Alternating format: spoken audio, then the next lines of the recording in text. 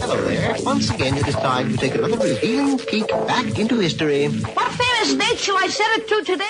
Once again, it's time for Throwback Thursday, a second chance to look at some truly awful podcasts. No, wait, a second chance to see how far Vicis Interimo has come over the last 8 years. New episodes will be released pretty much weekly, but Thursdays I've reserved for throwbacks to see how far we've come. A lot of the information on here no longer applies, whether that be businesses or links that may not work anymore, so be advised of that. But again, I want to thank the patrons that we have at this time, though they may not have been here the first time these episodes were recorded. I am thanking them again because they're helping us move forward with our new episodes.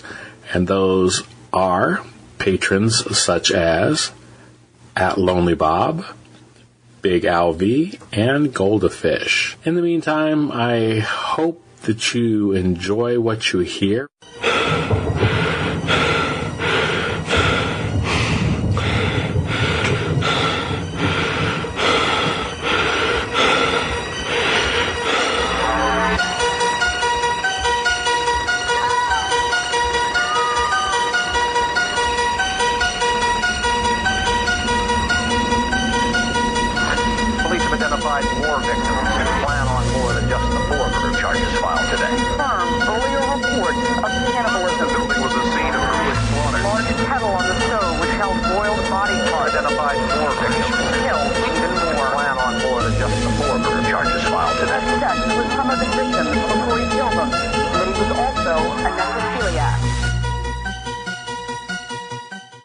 Welcome to Vicis Interimo, Time to Kill. I'm your host, Michael Madsaxxon Jones, with my lovely wife, Lori. Hi, Lori. Hello. This is episode 94, and this is our Halloween episode for the year. Yay. Yay. No SpongeBob this time? No SpongeBob this time. Okay. Instead, we actually have, we have at least one horror movie for you. Pontypool is one of the movies we're going to discuss, and the other one is, a kid's movie, and since most people, kind of think of Halloween still as being a kid's holiday. Yeah. Despite its origins and stuff. But anyhow, we also did the Tower of Terror. Yes. Well, we always like to try to find good horror or scary movies for children. Yeah. That are safe and won't scar them for life. We want them to continue enjoying scary movies throughout their life. We don't want to traumatize them when they're little so that they hate them. That's true. I've seen it happen. Okay. Before we do that, we've got a brief laid to rest, and really mostly what I want to cover there is a comment from Al, actually a suggestion that he gave us. We're going to then do our review of Pontypool and Tower of Terror, and then a little bit of garbage in and out. Okay. Yeah? Okay. So let's get on with it then. Let's get on with it. All right.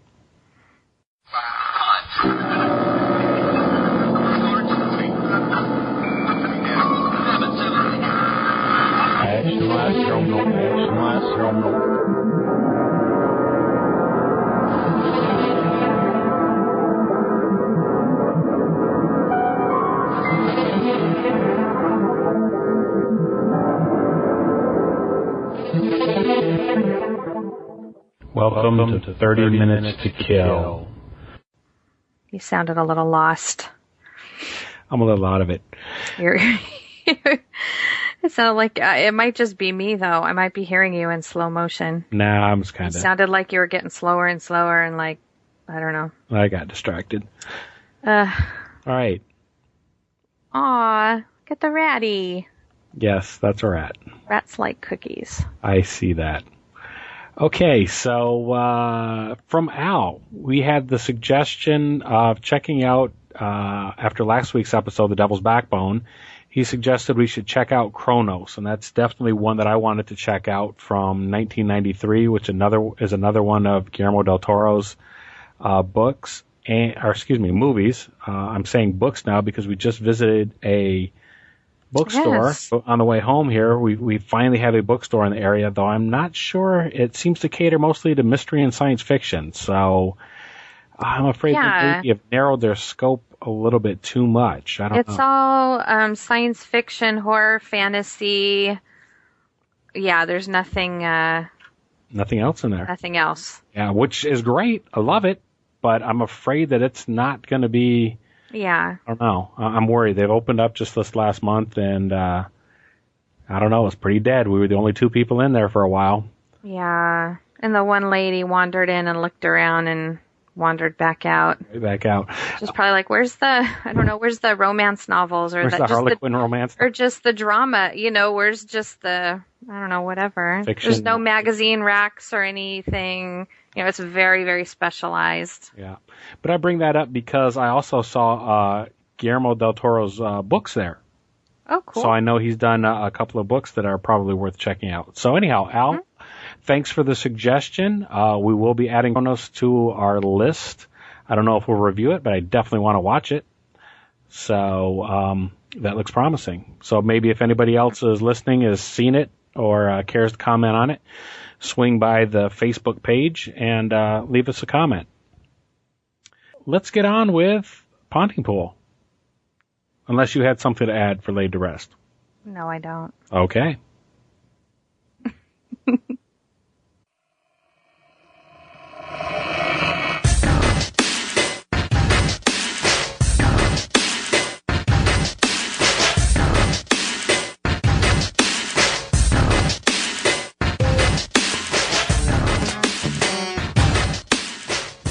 Do you feel death?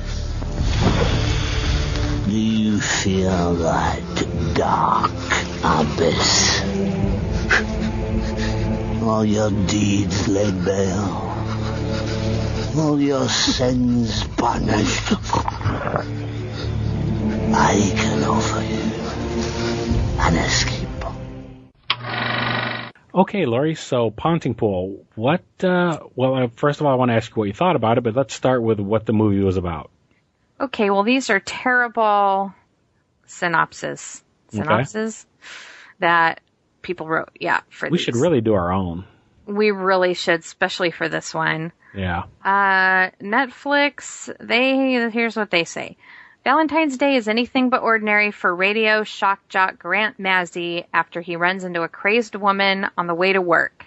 And that's just the beginning, as scores of other people in the small Ontario town of Pontypool start acting awfully odd. That's all it says. Wow, okay. First of all, the woman wasn't crazed, but okay. She was pretty mellow, actually. I mean, she came up to his window and was putting her hand, like slapping the glass, I think, with the palm of her hand and saying something, and then she just backed up.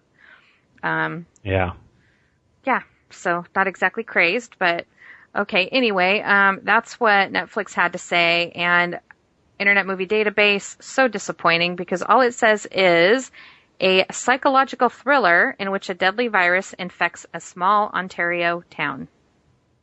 That's it. Wow. Well,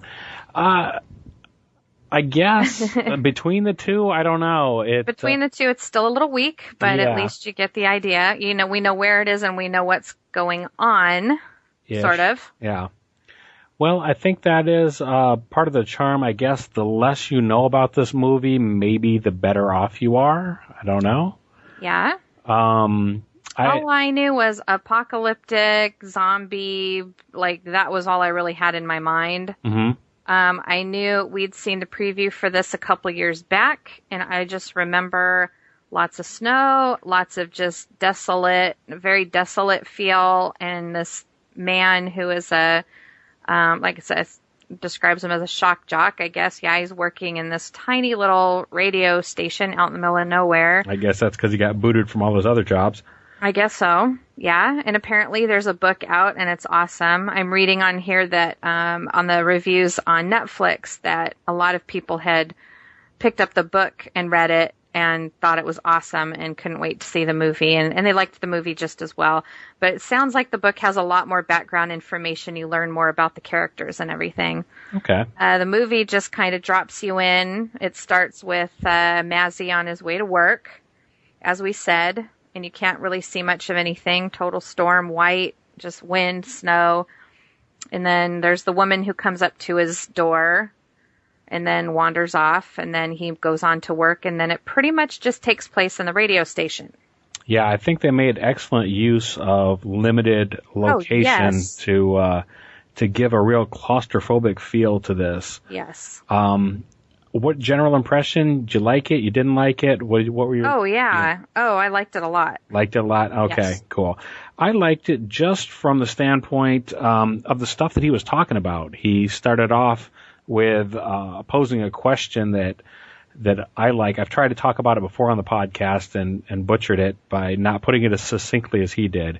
One of the first things he asked is, when do you call 911?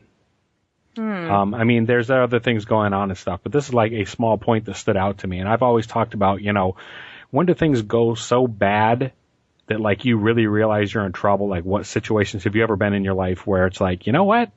I better do something or else. Right. So anyhow, that's always an interesting topic to me. So to hear him start it off with that, and of course it appears a bit prophetic as far as, what then happens with the rest of his day. But anyhow, so there was just a lot going on, and you have to pay attention and you have to listen to everything.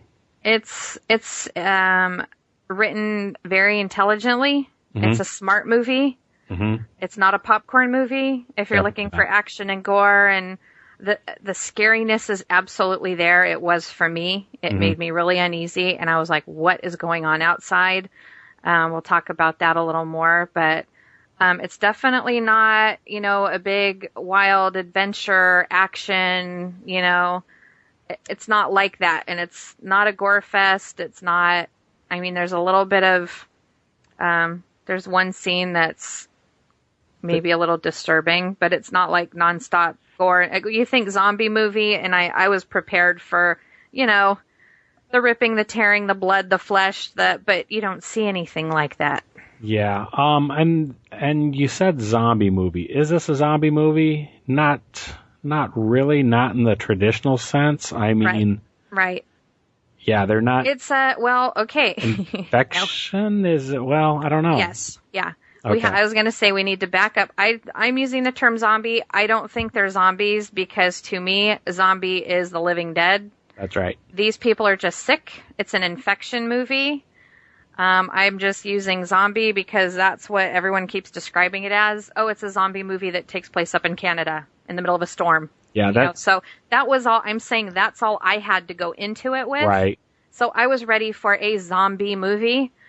But then I realized, okay, this isn't a zombie movie. They're cannibalistic. They're eating each other. Yeah. So people think zombie, I guess, automatically. But no, these are living people who have an infection. So, that to me is absolutely not a zombie. That's something else. Right. And zombies don't run. Okay. Infected people, they run. I gotcha. Yeah. They're strong. They run. What did you think about the performance of the people in this? They were all great. Really? I had a problem with, I can't pronounce her last name. Lisa, Sydney, his producer, Sydney. Really? Now, let me start out by saying I started out having a problem with her. But again, you know what? Maybe that was just the character. It was the character. They were all so, you know what? When it starts out, you get the feeling that, these people live so far north. It's been winter forever. They're freezing. They're isolated. It's dark. It's miserable. You can feel it. You can just feel it coming from them. She was really kind of low and crabby and trying to still have a sense of humor about things, but I think it was her character. Well, I think so too, because, and I did warm up to her as the story progressed. Yeah. And I think, and that was good because as the movie progressed, the characters, I don't want to say grew, but they developed during the movie. Yeah. And my opinions developed. Right. through the movie with them. And so. Well, kind of like a lot of movies, they'll introduce you to a character kind of slowly, and you'll get to see what they do and how they react to things, and you kind of get to know them. This one, I feel like you're just thrown in because you arrive at work with Mazzy early in the morning. It's pitch dark still outside. They're getting ready to do this early morning radio show. And there's snow. It was snowing and miserable, and you could feel the depression, and you're just thrown in, and they all just start interacting and starting their day. Mm-hmm. So it's kind of like the first impression is like, oh my gosh, they're all they're all a little on the weird side. But it's just, you start understanding that they've got different problems in their lives, and I don't know. Well, I don't know if that's making it. You're not introduced to them slowly. You're just kind of tossed in with their morning. Yeah. And it's like, what? Like, I couldn't tell if these people actually even liked each other.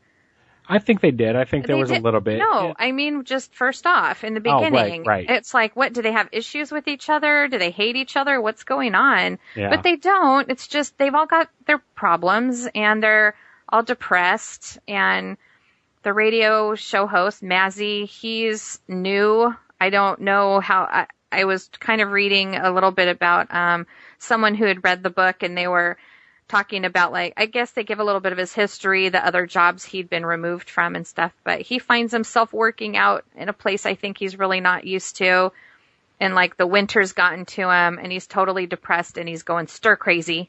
Yeah, I know that from being back east. Yeah. So everyone's got a little bit of that, like, where they're crawling up the walls kind of stuff. So it's it's an uncomfortable thing right from the beginning. Mm-hmm. But it does improve as the characters start finding themselves in trouble.